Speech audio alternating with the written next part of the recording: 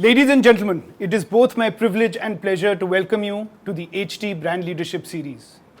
We're excited to have some of the best names in marketing, our brand masters, live from the HT Newsroom today. A warm welcome to our guests and to everyone watching us online. Without taking too much of your time, let me introduce the idea behind today's event. Hosted jointly by the HT Brand Studio and DMAasia, Brand Studio Live aims to get the brains behind great brands to co-curate the paths to brand excellence in a new and very exciting world of digital consumers. A purpose quite appropriately shared by the HT Brand Studio, which endeavors to create excellence in branded content. A very, very warm welcome to the Brand Studio Live.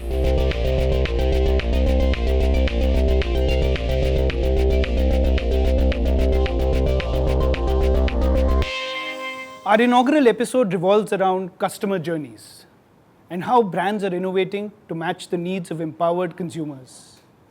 For our first segment, it is my absolute privilege to invite Jodie Sangster, CMO Liaison Lead, IBM Watson, a leading data-driven marketing specialist and a qualified lawyer specializing in privacy and data protection.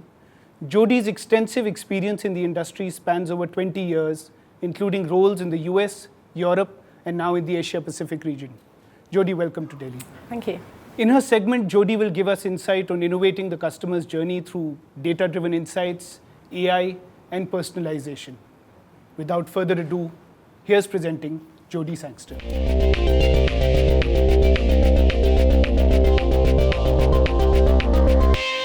Thank you very much, and thank you for having me here today.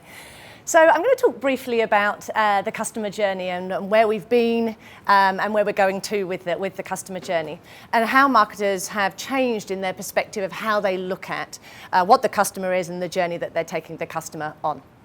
So we start 20 years ago when I was back when I started in this industry, and I look at how marketers approached customers and customer journey. And at that time, there probably wasn't so much of a customer journey. At that time, marketers were advertising and sending marketing out to customers in the hope that they would get a customer to buy from them. So the mindset of the marketer at that time was, buy from me. I want to change that customer's behavior. I want to make them do something that the customer maybe at that time didn't want to do. So that's where we kind of started with this, and it was very much a one-size-fits-all, one marketing campaign out to the customers that would listen to us. And then there was a bit of a digital revolution. So digital came about, and we suddenly went from speaking to customers through a few channels to a lot of channels. And there was a change in the mindset of the marketer at that stage, because the marketer went from thinking, okay, I'm going to send one message out just to reach all of these customers, to realizing that actually we now need to spend a bit more of a role in keeping customers. Because it is it's actually more expensive to acquire a new customer than it was to keep a customer. So the idea at this time was to then look at all the different channels that we were conversing with customers on, and then thinking about how we could have the conversation at each of those channels so that we could keep our customers. So at that time, and we're probably talking around 7 years ago now, the customer journey was really about making sure that every channel that the customer, you could talk to them through, was consistent. And that's what a customer journey was. But at that time, again, I mean, it's really a one-size-fits-all. Everybody was treated the same. It was just the channels that were different. Then we had another change. We realized that actually to get new customers and keep our customers, we have to engage them. And this is where really what we know now as customer journey kind of comes to the fore. So when we realized that we need to engage our customers, we realized that not all customers are the same. Every customer kind of is a little bit different and is probably wanting something slightly different from us. So it's at that time that customer journeys became, there were numerous customer journeys. We had to take a customer down the pathway that suited that customer. And we did that by having personas. So each customer was given a persona. They were put into a category. And based on that category, we took them on this customer journey that we predefined for them. So that's probably where we are now, actually, as marketers. Many of us have our customers segmented into segments or into personas. We predefine the pathway that we're taking them on and the path that they will purchase with us. And then we try to work with marketing to engage them, to push them down that customer journey to get them to the end point where they become our customer and they purchase from us. But this is kind of where we are now, and it's the next stage that's really exciting, where this is going, and how we can now use data, how we can use artificial intelligence to have a whole new type of customer journey. And what does that mean? What it means is we're now in the age of personalization. So it's not about a customer journey that puts someone into a predefined category based on their traits and takes them down a path that we have predefined because we think that's the right journey for them. It's now about changing that and turning it on its head and looking at what is the customer wanting from us, what is the customer's behavior, and then adapting to that. And how do we do that? Now, we haven't been able to do this before, and this is really kind of exciting time for us. We haven't been able to do it before because in order to be able to get down to a personalized customer journey, which is personal to me, you really have to have data at scale. You need to be able to understand your data, be manipulating your data at scale, real time. And that is not possible really without AI and technology sitting behind it to make this a reality. So what does AI bring to the table that we haven't previously had? It brings probably 4 key things. The first thing is AI can now look at the journeys that each of your customers are going on, and it can kind of monitor those journeys and see what are the pathways, what are the trends, what are the ways that your customer is actually engaging with you.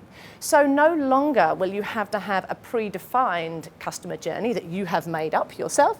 You can actually use the technology to understand what those journeys are, to see what the most consistent journey is, where your most valuable customers are, and then you can ensure that your marketing is built around that. So it's taking the customer behavior rather than what you're predefining for them. So that's the first thing.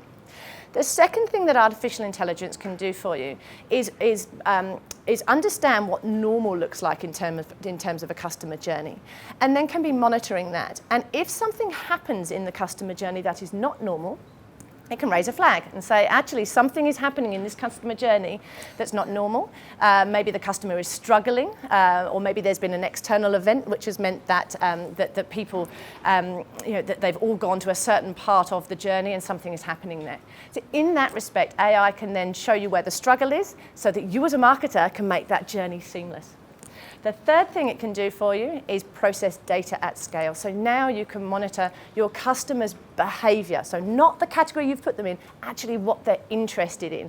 And AI can monitor all of that data for you to create data sets so that you are now building personas based on behavior rather than on what you think it is for the individual.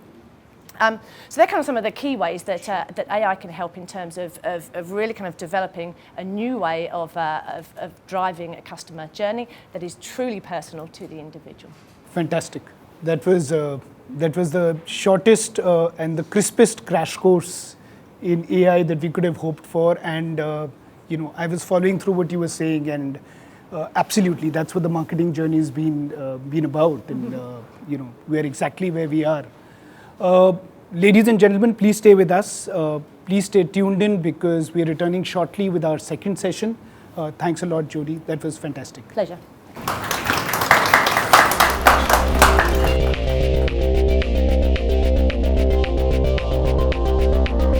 According to a Nielsen study, influencer marketing content delivers 11 times higher return on investment compared to traditional forms of digital marketing. It follows, therefore, that micro-influencers who know the general interest of their audiences even better should give even higher returns. But how do you go about such a campaign? What are the challenges? How does one truly measure their impact? For our second session, let me first call upon Pallavi Singh, Head of Marketing at MG Motor. Prior to MG Motor, Pallavi worked with Harley-Davidson in India, a brand she was involved with right from the inception in 2009. Ladies and gentlemen, Pallavi Singh. It's a beautiful day outside, so lovely to be with some great colleagues from the industry Very interesting topic and very close to my heart as well. I think in the marketing industry, and Jodie spoke about it from an artificial intelligence perspective, but now going into the influencer marketing side, most marketers today is the buzzword to talk about influencer marketing. But I'll go back and really what we discussed internally with our teams and really looking at how MG as a brand is shaping up. I think it's so important that today your real consumers are real influencers. While influencer marketing is becoming so important in the funnel of marketing, but it's important to identify who are the real influencers, nurture them through your brand story, and then see how it is really bringing the impact to the business. By the end of the day, I think today marketing really drives conversion. Marketing really drives business goals and revenue. And what happens because of that is that you have more stake on the table, which different stakeholders bring on board. So I'll give you an example for influencer marketing, what we did, which probably will give you a more insight on did it help, does it help, or it does not help. So we did a campaign called MG Changemakers, which was primarily to highlight women in different industries who are doing something very non-conventional. So we got a woman on board called Kalki. She's a transgender from Coimbatore, and how she has changed her little community and built the art culture around it. And today she goes and talks to different parts of the country, different parts of the world, that it starts from a small community and then you can make a larger impact. And what we got from that was that the brand is really bringing change by talking about how communities can bring stronger nations. Of course, we launched in 2019, but it's also very important to talk to people who have a real influence when it comes to automotive. So we did a series with Tripoto. Tripoto is a travel community, and I think we all love to travel, and travel is a big part of what we do in selling cars. So Tripoto, of course, we did a series where we took a very famous micro-influencer, some of you may know, Amol Parashar, who did the TVF. And he went with us to UK. He went to different parts of UK, looked at what really works well in different pockets of UK, from food to culture to music, and then of course to racetrack, which is Silverstone, the British Grand Prix racing circuit. And what we got out of that was, of course, his community, which kind of got impacted that brand MG is coming, but in a very subtle way that MG stands for a beautiful travel community. What Changemakers did for us and what Tripoto did for us was micro-influencers and at a larger impact talking to different communities. So I truly believe that influencer marketing works, but you have to really understand what kind of influencers will make a larger impact for a larger goal for the business by the end of the day. A lot of influencers today are broadcasters, but how those broadcasters can actually impact the real essence of your business and real essence of impacting the consumer mindset. Because consumer, by the end of the day, tomorrow, if you have to buy anything which is high indulgence, I'm going to ask my fellow friend, do you think it's going to be a right purchase? And then do a little bit of search on Google and then see, does the brand have that kind of appetite to serve me for an after sales? So I think those things, there is a larger goal an organization has to look at, that yes, there are different verticals, but influencer marketing today plays a very, very important role. But marketers have to also hire the right people who understand that how influencer marketing is going to create a ripple effect, which then leads into revenue generation for an organization. So that would be my little bit on influencer marketing. So thank you so much for listening to me. Thank you.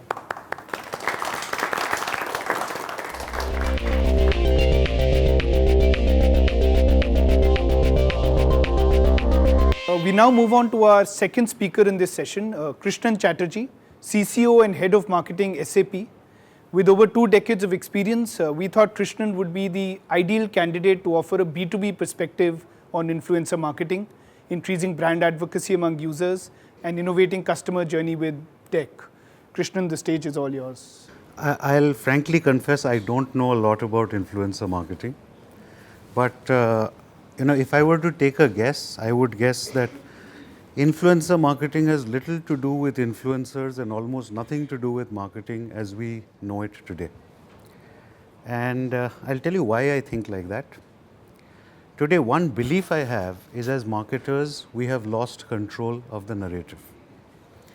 Since I'm sitting in a newsroom, let's get newsy about this. The BJP launched a narrative on demonetization. And that narrative was there are X lakh crores of black money out there, and that will not come back to the system. And lo and behold, we will have killed the scourge of black money. The narrative actually, and if you talk to a lot of people, many people will tell you that demonetization was a success, it was a failure. I personally believe it did quite well, but not with that narrative. Because as all of us know, all those X lakhs crores came back. That narrative did not stand the test of what I call the business model. If the narrative, on the other hand, was actually that there is a behavioral shift required among citizens of India, and there is a guidance required to be given by the government that this is not the right behavior and there's a better kind of behavior, that is a narrative the business model could have driven. Basis that, basis the work done on NPA, basis the GST, basis the e-way bill. So if you see, now you can string together a narrative which people would have bought. Why did this happen?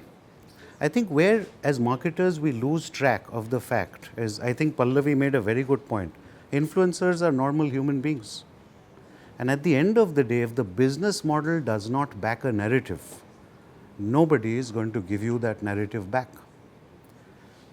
I'll give you an SAP example. About a year back, we are very exercised by a problem that India faces, which is India has a severe challenge on sustainable growth. Today, 1% of our population controls 85% of our GDP. And that's been the case practically since independence. So all our development, all our growth is not benefiting the common man. We sat down on this problem statement and we said, what can we do about it? And we discovered SAP has great curriculum on digital literacy. And we firmly believe that the way to achieve sustainable growth is if the population of this country becomes digitally literate, they will find ways and means of earning a better living and so on and so forth. We didn't have the reach, so we went to customers. So 85% of India's corporate tax is paid by SAP clients. We started with ITC and L&T, a program called Code Unnati.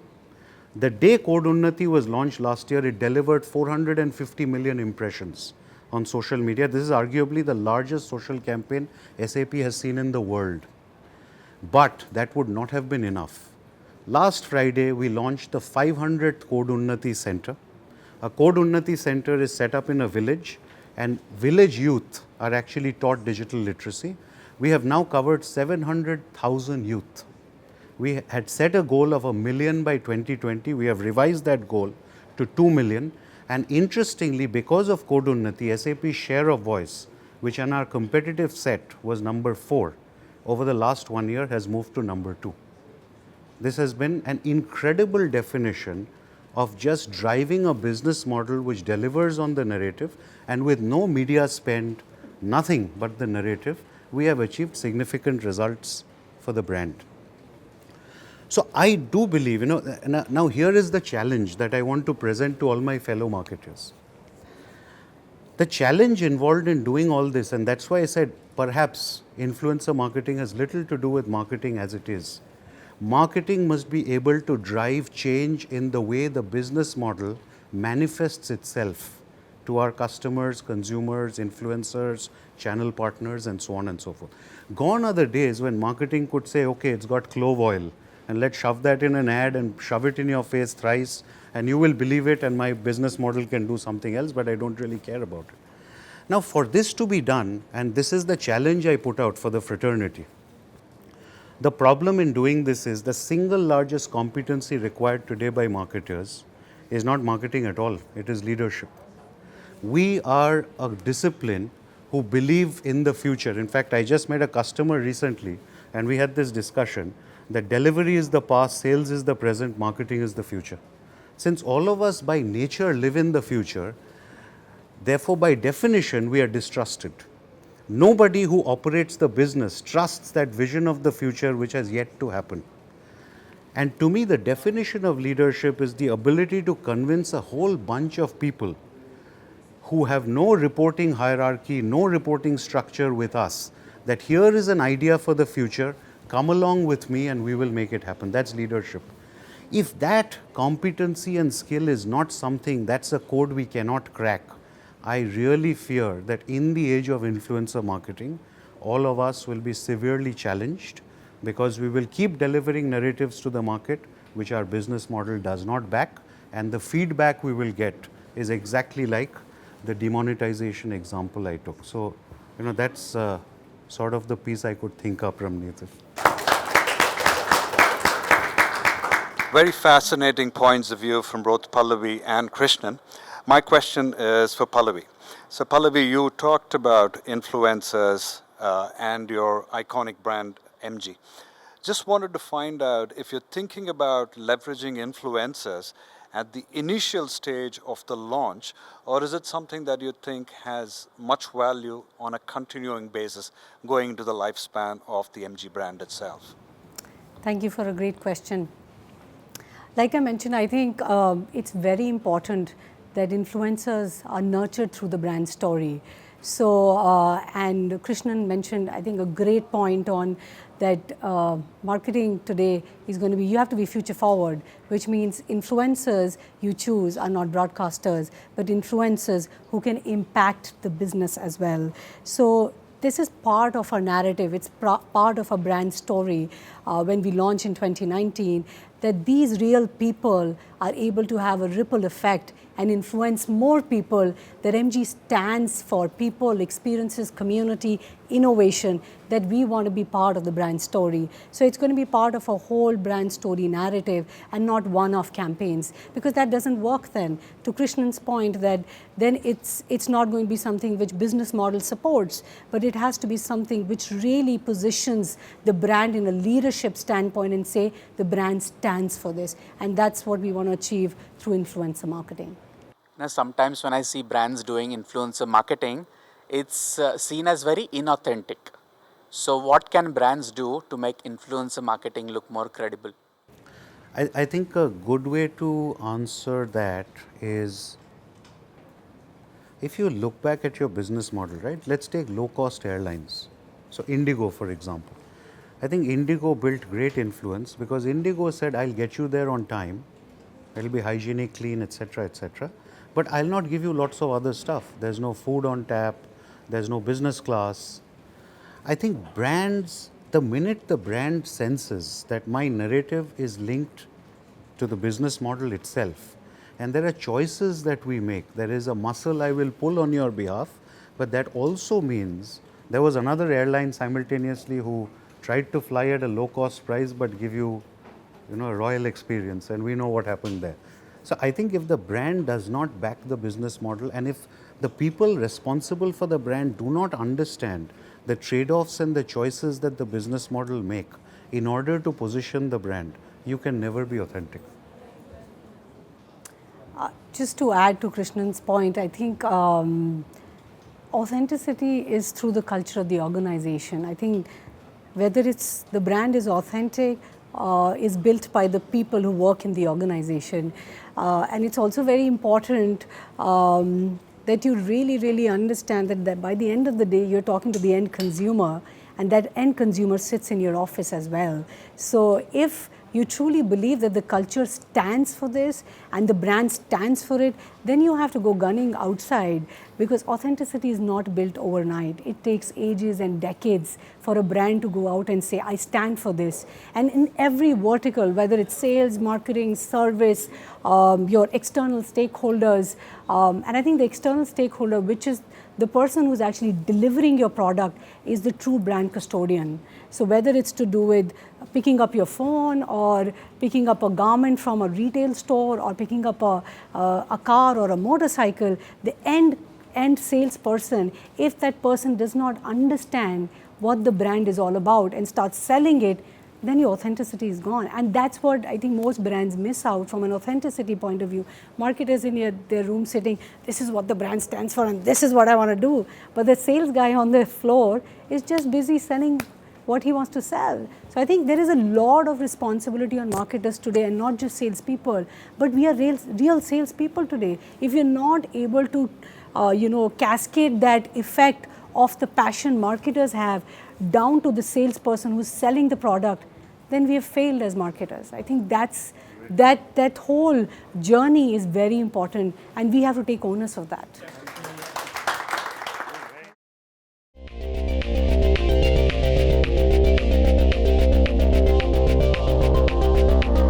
Welcome to our third segment. We have a power-packed panel for this, featuring stalwarts from across several touchpoints in the customer journey. For this segment, we've asked Kedar Apte, Vice President Marketing at Castrol India, to lead a conversation. How brands, publishers, agencies, suppliers can work together to create a frictionless experience for today's customer. Kedar's co-panelists include Megha Tata, COO BTVI, Shams Jasani, Group MD Isobar South Asia, and Prasad Rai, Vice President of Applications at Oracle. Kedar, the conversation is all yours. Thank you. Customer journey is really a big buzzword in the area of marketing today. When we were growing up, it used to be fairly simple. The whole family would sit in front of a TV, watch TV programs. That used to be the single source of information. There were limited points of consumption, which means the customer journey was linear and marketing was simple. But in the last 20 years, a lot had changed. With multiple avenues of information, a lot of touch points and points of consumption, the customer journey has evolved rapidly, and it continues to evolve. Today, we are going to look at how brands, agencies, and publishers join these dots to create a frictionless customer experience. I'm going to start with Megha. Megha, what's your perspective on evolution of the customer journey? Thanks, Kedar. You spoke about 20 years. I've been in this industry for 28 years, and I can assure you there is one thing which has changed is the customer journey. As you said earlier on, it was just talking one, very easy to communicate to them. Whatever the brand messaging was, you use one platform.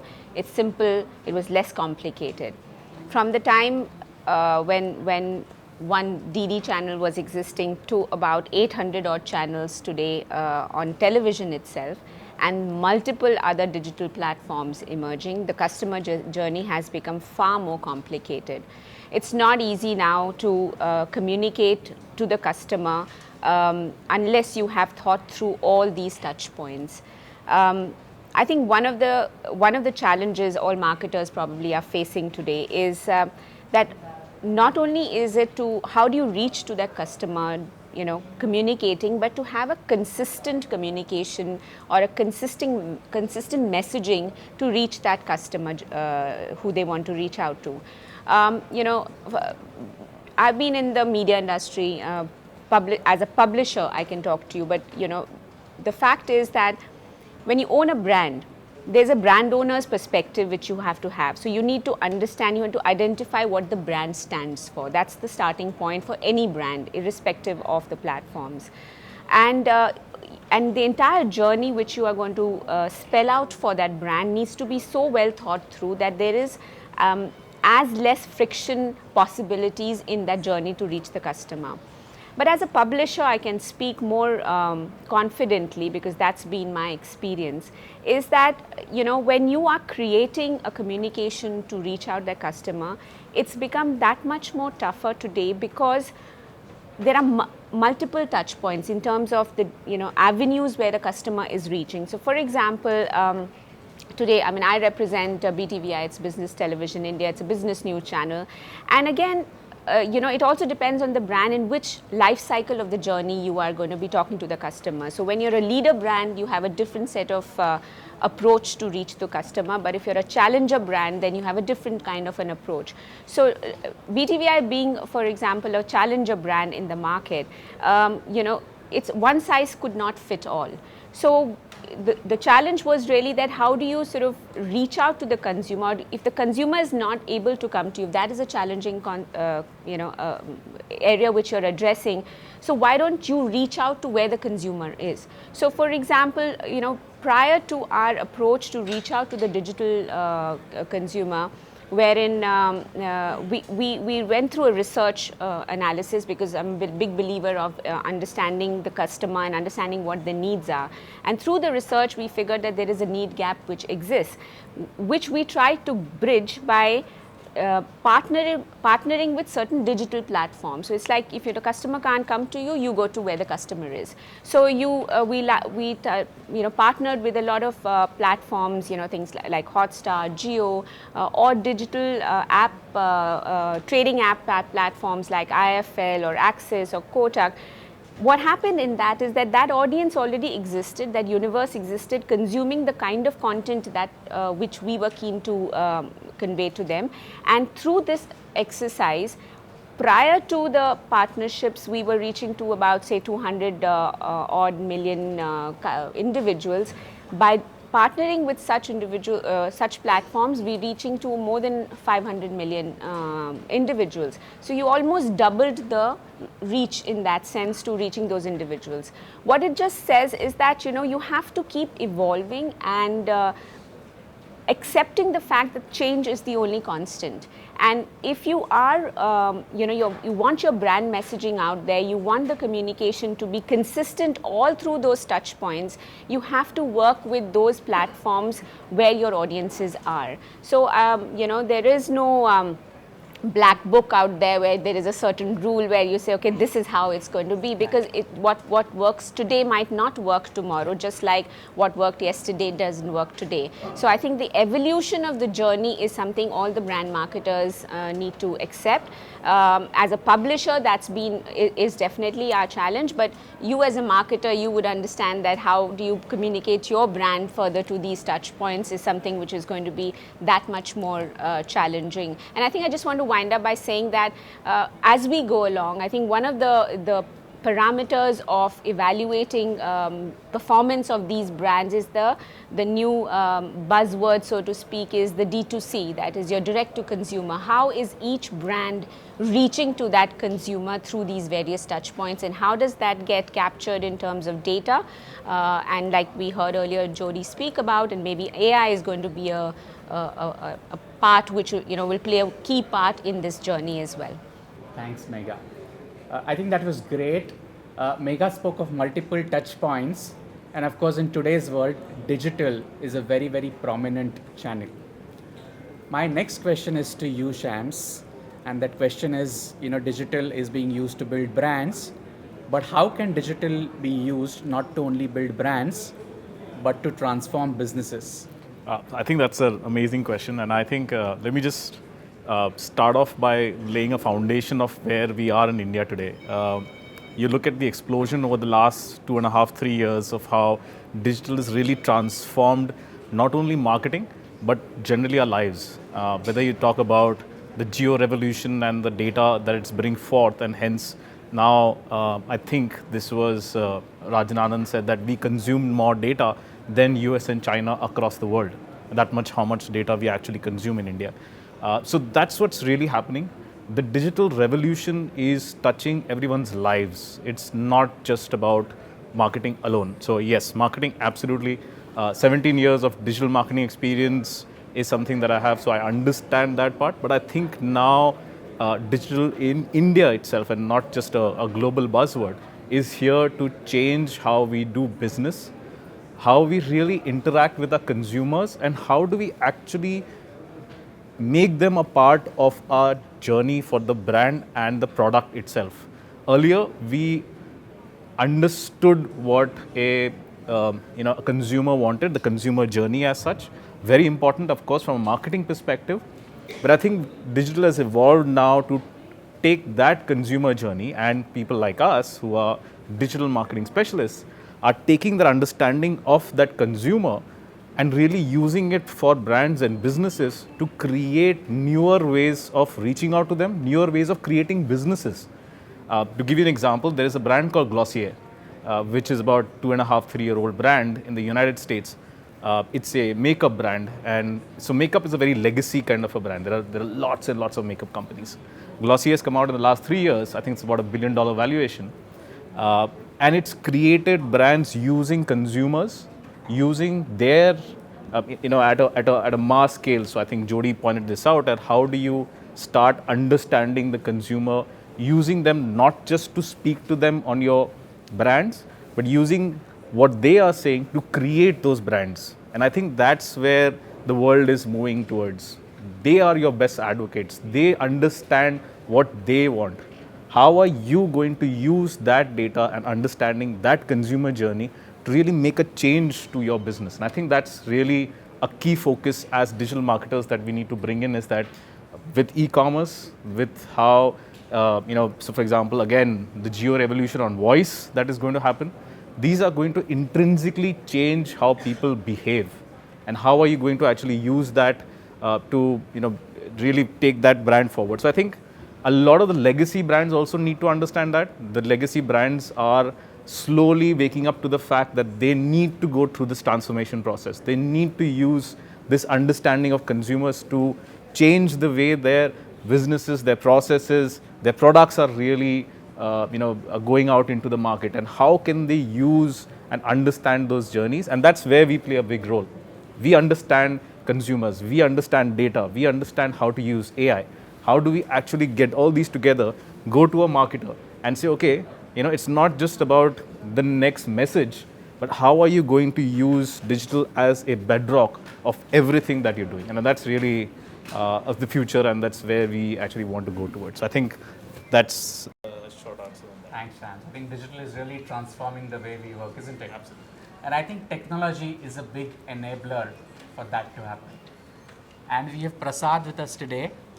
And Prasad, what are some of the trends in technology that can help us with the seamless customer experience? So technology now has become front and center for advertisers, for marketeers, and particularly in managing the customer life cycle, right? How they engage with the brand, how they engage with the various people. Shams talked about the explosion of the digital marketing platforms. But if you see, the digital platform is growing much faster, both internationally and in India, than TV or print. And what the marketeers and the advertisers have are a bunch of technical tools that really help them, have a much more granular insight. There are a couple of areas I thought I'll spend some time in. One of which is really data. There's that famous Edwards Deming quote, "In God we trust, for everything else, get us data," right? That was said many decades ago, but I think it still holds true. The amount of data that is being generated runs into the quintillions, right? Every day we generate more data than was ever generated since the start of humanity until about 1970s or so. But it is about how that data is managed, how that data is enriched, and then how it can be used by various brands and advertisers and marketeers to really get closer to the customer. And what it has become is it's become central over there, and it's really helping brands engage with their customers on a one-on-one basis. For example, we have a data management platform called BlueKai, and that's used in very different ways. Just to give you an example, let's say I am on a website about to buy a brand of shoes, and somewhere I decided to abandon the cart. The last thing I really want is that website, that e-commerce website, advertising some fabulous jewelry to me. It may be a great creative, it may be a fabulous YouTube video of some lovely jewelry, but that's not really what I'm interested in. as long as the brand or the website has access to the interest and the intent data, they are actually able to then start targeting to me only on that particular brand of shoes, right? That really helps me, engage with that brand much more positively and with the e-commerce website. So data, therefore, available at scale, enriched, and then you can run models on top of that, really help advertisers and marketeers go out there and keep track of the customer life cycle. Another area could be, for example, publishers. Megha was talking about publishers. If a publisher is able to actually get the right kind of third-party traits, they're able to target their advertisement much more specifically to an audience that it is interested, right? Which could be based on earlier information that was also available. So one area where we see technology playing a very big space is really about data and the data management platforms. Another area I see a lot of action in, particularly in the customer experience, is machine learning and artificial intelligence. Everyone thinks it's a buzzword, but the truth is it's actually reality. Just to give you an example, right? Send time optimization, right? What does that do? The system by itself, based on previous interaction and response data, is able to decide what is the right time to send a marketing communication to, say, Kedar. At 10 o'clock on a Monday morning, wrong time for Kedar. He's too busy starting the week, right? But maybe 11 o'clock on a Saturday is the ideal time. Now that could change for Shams, and it could be a different time for Megha. But the system, based on previous information, is actually able to decide when is the best time to, send a marketing communication to every individual customer. Another area could be where, you're able to really start not just using descriptive, but prescriptive analysts. Right? If you look at the analyst department in a marketing organization, they're looking at prescriptive analytics. They are really looking at leveraging machine learning and a whole bunch of other new emerging technologies. And these are tools with the marketing organization that they can leverage extensively. And they are able to actually do things like, next best, option for the website visitor. What's the propensity to purchase? What's the propensity to, churn? These are all things. So, in effect, data management platforms, machine learning, which is incorporated into the marketing cloud compounds, really makes a difference in the customer experience. Wow, fascinating indeed. Prasad, Megha, and Shams, thank you so much. I have certainly learned a lot about the customer journey and making customer experience seamless. And I'm sure you have as well. Thank you.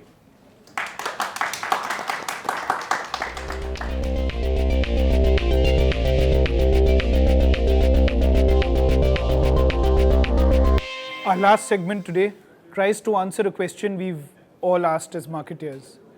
Do customer-centric campaigns win more awards? I'd like to invite Matt Sullivan, MD of the International Eco Awards. Thank you for coming. It really means a lot to us that you're here today.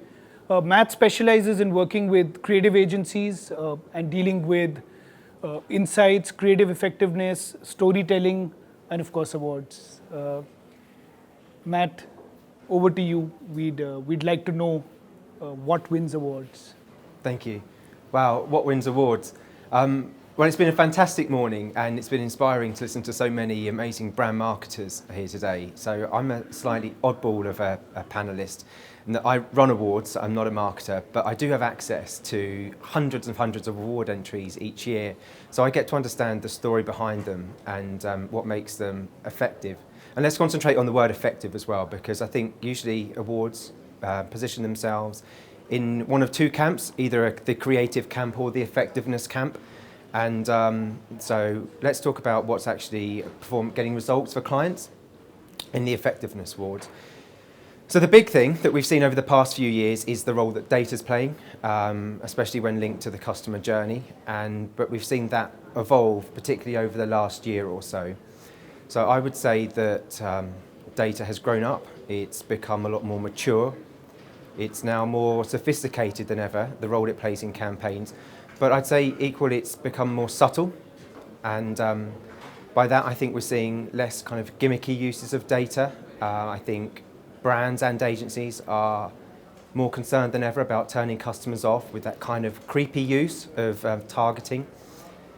Instead, it's being implemented at the very beginning of the campaign. So what's winning awards this year by use of data is it's driving insights. It's driving the strategy, it's driving the creativity as opposed to just being used in sophisticated targeting techniques. So agencies are embracing data at a much earlier stage. I think the battle between the creatives and the data scientists is over. They're now best friends. And brands and the campaigns are reaping rewards as a result. So some of the trends that we've seen this year, I would say that use of real-time data is what's winning awards at the moment. And when that's linked very closely to the customer journey. So I see a lot of awards entries, and there's a standard way of entering an award. You put your written submission in, and then you submit a really cool case study video that will blow the judges away. And then there's often a PDF with a customer journey on the PDF. And a few years ago, that customer journey was really easy to understand. I looked at it, and it was linear. And as a judge, it was very easy to understand, and you got it was grounded in sound insight, and it was pre-planned. Now it looks crazy. It looks like a map of the London Underground. And when you read through the award entry, you realise it's the effect that real-time data is having. And agencies and clients are having to make sure the customer journey is fluid. And each of those different touch points, there's data being fed in, and the customer is in control. So no longer is the customer journey this kind of two-pronged linear kind of route. It's just this mess full of right angles and crossover points, and I think that's really exciting. But I think it's also really challenging for agencies, because one of the kind of final points that I wanted to touch on is that awards are entered by agencies. So I don't really get to talk to the client-side marketers. I talk to the agencies and the challenges that they face. And it's really no surprise that the best campaigns and the most sophisticated campaigns, there's a long relationship between agency and client, because there needs to be a high level of trust there, and the client needs to give access to that data to the agency. And too often we're seeing agencies in a very short-term transactional relationship, and that's not really enabling the best work to thrive. So if I've seen some trends this year, it's been the use of data, how it's evolved, it's grown up, it's driving insights as opposed to being used in sophisticated targeting. It's being used across agencies across the board. We used to get most of our entries from what would be called the direct response agency. We now get entries from media agencies, smaller boutique digital agencies. They're all using data. It's at the core of everything that they do. And real-time data is where it's at, and being able to be flexible and move with it. So it's really exciting times, but it's enabled everything to be a lot more sophisticated and more complex. But the irony is, to the consumer, it's actually coming across as far more subtle. I don't think the consumer's actually aware of the sophistication that's being used in the campaigns. And that's the beauty of it. That's the beauty of it. Keep the consumer happy. Do we have any questions for Matt? Which sector would you say is leading the charge in terms of using data? So of all the kind of campaigns you see, is there a sector that stand out? I think with regards to sophistication, the sector that stands out is the finance sector. Less so when it comes to big, bold, creative ideas. There's a lot of regulation there. But if you look deeper into the awards entries, there's a high level of sophistication. So financial sector stands out. I think it's also really interesting comparing geographical areas.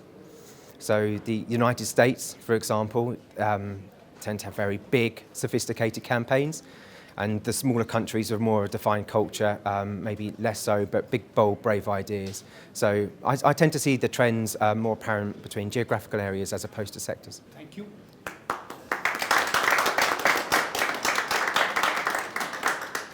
So that was the first episode of Brand Studio Live. co-hosted by HT Brand Studio and DMAasia. A very special thanks to our friends from DMAasia and Vatsal Ashar, who's with us today, who powered this fantastic event. A big round of applause for our 8 brand masters, please.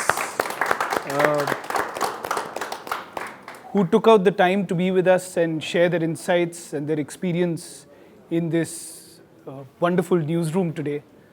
Thank you for tuning in, and we're looking forward to coming back with another exciting theme and another set of brand masters next episode.